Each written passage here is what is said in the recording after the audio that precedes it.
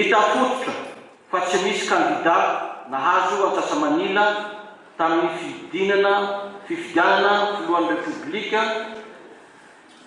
fiodinana voalohany. Andininy faraiky ambin'ny folo ny kandida Jean-Louis Robinson sy Hery Rajaonarimampianina zay nahazo vato-be indrindra no hany mahazo miasika ny fiodinana faharoa.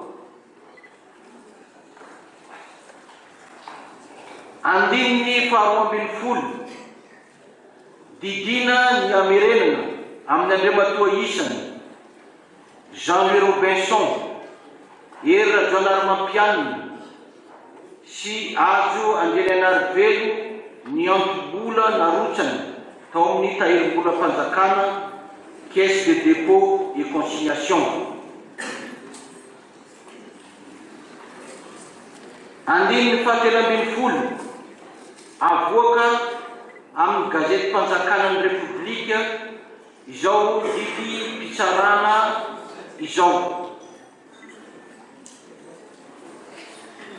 ny fampidiniana ary nambara tamin'ny fotoam-pitsarana ampahibe maso natao teto Antananarivo ny zoma 2020 novambra taona 2013 tamin'ny folora misandratrano